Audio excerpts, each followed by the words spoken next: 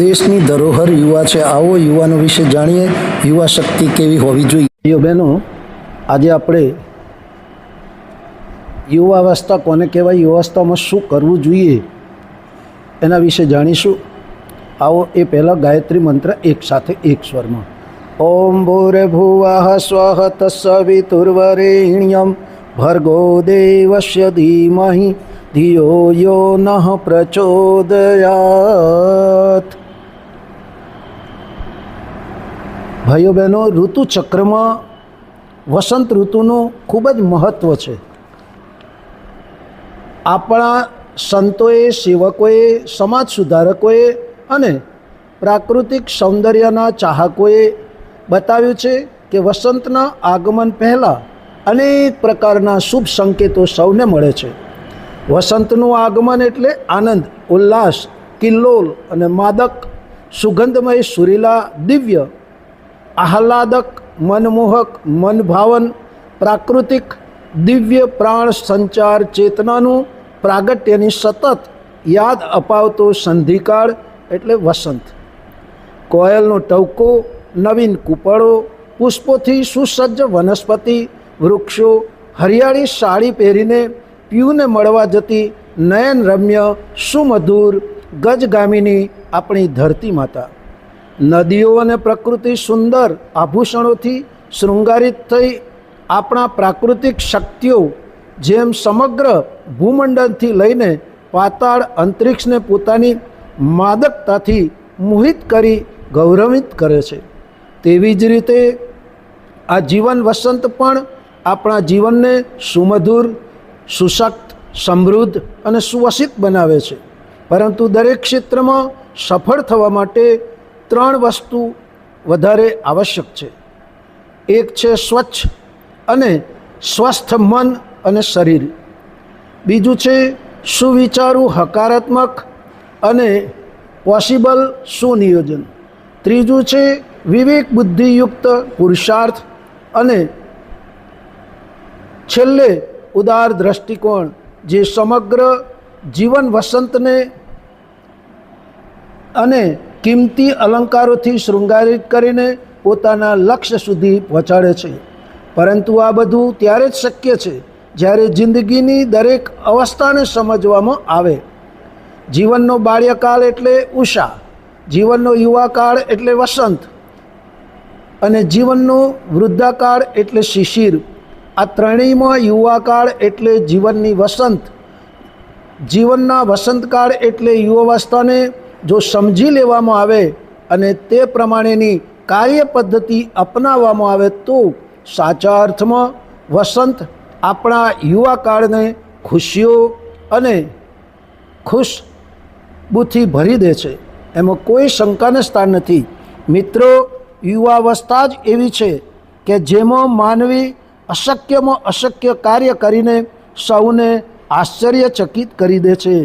તો શું આવી મોટી શક્તિને આપણે ફોગટમાં, મફતમાં, નિસહાય, નિરાધાર, ભ્રષ્ટાચાર, ભેળસેળ, આતંકવાદ, લૂંટફાટ, ચોરી, અત્યાચાર, અનાચાર જેવા આપણા વિનાશકારી શત્રુના હાથે નસ્તનાબૂદ થવું છે કે પછી સરદાર પટેલ, મહાત્મા ગાંધી, નરસિંહ મહેતા, સંતરામ મહારાજ, સ્વામિનારાયણ ભગવાન, ભાથીજી મહારાજ, રવિશંકર મહારાજ કે પછી ગોવર્ધન રામ ત્રિપાઠી, પરમ પૂજ્ય ડોંગરેજી મહારાજ જેવા સમાજ સેવકના, સમાજના મણિમુક્તકો બનીને, ગળાનું આભૂષણ બનીને સમાજની, સંસ્કૃતિની અને ધર્મની દીવાદાળી અને દિશાધારા બનીને જીવનની વસંત યુવાવસ્થાને સાર્થક અને યશસ્વી બનાવવામાં આપણા સૌની પ્રતિભા, બુદ્ધિ, સમય, શક્તિ અને સાધનાનો સદુપયોગ કરતા શીખી લઈએ અને પોતાનું ભાગ્ય પોતાની જાતે નિર્માણ કરીએ. એટલે જ યુગ નિર્માણ યોજનાના પ્રણેતા, 21મી સદી ઉજ્જવળ ભવિષ્યના ઉદ્ઘોષક અને મનુષ્યમાં દેવત્વ અને ધરતી પર સ્વર્ગની નક્કર પરિકલ્પના કરનાર યુગ ઋષિ, વેદમૂર્તિ, તપોનિષ્ઠ પંડિત શ્રી રામ શર્મા આચાર્યજીએ કહ્યું છે કે મનુષ્ય પોતે જ પોતાનો ભાગ્ય વિધાતા છે અને તેનો સમય યુવાવસ્થા છે. આજે પોણા ભાગની યુવા શક્તિ ગેરમાર્ગે દોરાઈ રહી છે. તેને સાચી દિશા આપવા માટે અને મેળવવા માટે પોતાની તત્પરતા, તન્મયતા, તીવ્રતા અને તડપ ખૂબ જરૂરી છે. રાષ્ટ્રીય અપરાધ બ્યુરો દ્વારા જે રિપોર્ટ પ્રાપ્ત થાય છે તેમાં યુવાનો નશાની લતે ચડીને અપરાધો કરતા થઈ ગયેલા છે. શિક્ષિત બેરોજગારી, શિક્ષણનો અભાવ અને સ્વચ્છંદતા એ યુવા શક્તિ પર પોતાનો વિરાટ રાક્ષસી પંજો ઉગામીને સમગ્ર યુવા શક્તિને પોતાની લપેટમાં લેવા તત્પર દર્શાવી રહી છે. ત્યારે યુવક યુવતીઓ પોતાની આંતરિક અને બાહ્ય શક્તિઓને બરાબર ઓળખે અને તેનો સદુપયોગ આત્મકલ્યાણ માટે, લોક કલ્યાણ, સમાજ કલ્યાણ અને રાષ્ટ્ર કલ્યાણમાં કરે તો સાચા અર્થમાં આ દેશનો પ્રત્યેક યુવક વિવેકાનંદ, રાણા પ્રતાપ, વિનોબા, રામ, લક્ષ્મણ અને કૃષ્ણ જેવો બની શકે. ભામાશાહ, નરસિંહ મહેતા પણ બની શકે.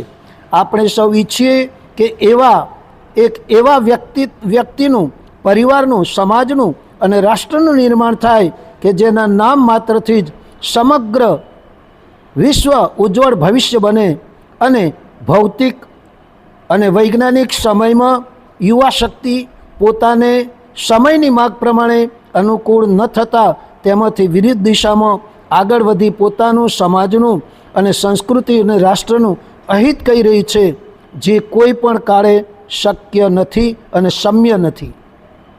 વિચારશીલ તત્વચિંતિકા અને શુભ ચિંતકો એક જ અવાજે એક જ વાત વિચારી રહ્યા છે કે શું આનો કોઈ ઉપાય, નિચોડ અને રીતિનીતિ નથી?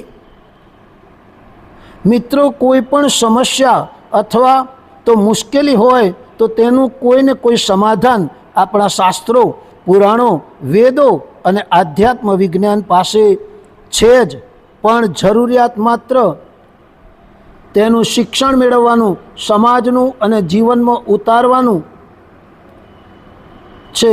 ભારતીય સંસ્કૃતિના રક્ષણ હિતચિંતક સ્વામી વિવેકાનંદજીએ ભારતીય સંસ્કૃતિની એકતા, અખંડતા અને સંસ્કારિતા અને ધાર્મિકતાના ઉત્થાન માટે ભારત માતાના ચરણે પોતાનું સર્વસ્વ અર્પણ કરનાર આ મહાન યુવા યોગીએ સૌ યુવા શક્તિને પડકાર કર્યો છે, સાદ કર્યો છે, આવાહન કર્યું છે કે હે ભારત માતાના સંતાનો, જાગો અને ધર્મતંત્ર, રાજતંત્ર, અર્થતંત્ર, ન્યાયતંત્રની બાગડોર તમારા હાથમાં લઈ લો અને તમારી નૈતિકતા, પ્રમાણિકતા અને સચ્ચરિત્રતાની કસોટીમાં પાસ થઈ જાઓ અને દેશના રાજકુમાર, પુરોહિત, સૈનિક બનો. આજની વિષમ પરિસ્થિતિઓને સામનો હિંમતથી, દ્રઢ મનોબળથી સામનો કરતા શીખીએ. વ્યસનો, ફેશન અને સ્વચ્છંદતાના ગુલામ બનીને તમારું, સમાજનું અને રાષ્ટ્રનું અહિત શા માટે કરવા તત્પર થયા છો? શિક્ષણ પદ્ધતિમાં પણ ઘણા બધા ફેરફારો થઈ રહ્યા છે, પરંતુ શિક્ષણ જીવન જીવવાની આધ્યાત્મ વિજ્ઞાન શૈલી શીખવાડે, સ્વાવલંબી બનાવે, હિંમતવાન, નીડર બનાવે, બહાદુર બનવાની પ્રેરણા અને માર્ગદર્શન આપે એવા શિક્ષણની ખૂબ જ આવશ્યકતા છે. માટે આપણે સૌ સંસ્કારિતા, સુસંસ્કારિતા અને આપણી ભારતીય સંસ્કૃતિના નૈતિક મૂલ્યોને, આદર્શોને જીવનમાં ઉતારી અને આપણે સૌ આપણા સંસ્કૃતિનું, આપણા સંસ્કારોનું જતન કરીએ અને આપણી અંદર રહેલી એ શક્તિઓને જાગૃત કરીએ. એટલા જ માટે વિવેકાનંદજીએ કહ્યું છે, ઉત્તિષ્ઠ જાગ્રત પ્રાપ્ય વરાની બોધત. ઉઠો, જાગો અને ધ્યેયની પ્રાપ્તિ ન થાય ત્યાં સુધી મંડ્યા રહો. પરંતુ યુવા મિત્રો, આપણે વ્યસનો, ફેશનોમાં અને ખોટા ભોગવિલાસિતામાં, અત્યાચારમાં, અનાચારમાં, ભ્રષ્ટાચારમાં, આવા દુષ્કર્મો તરફથી દૂર થઈએ અને આપણે સાચા અર્થમાં દેશની શક્તિ બની અને આપણી ભારત માતાનું ગૌરવ, આન માન, શાન વધારીએ. એવા ભાવ સાથે ભાઈઓ બહેનો, આશા રાખું કે આપને અમારી વાત ગમી હશે. તો આપ અમારી આ વાતને વિડીયોના માધ્યમ દ્વારા આપના સ્નેહી સંબંધી સુધી, યુવા મિત્રો સુધી, ભાઈબંધો સુધી પહોંચાડી અને એક પ્રેરણાદાયી બનો એવા ભાવ સાથે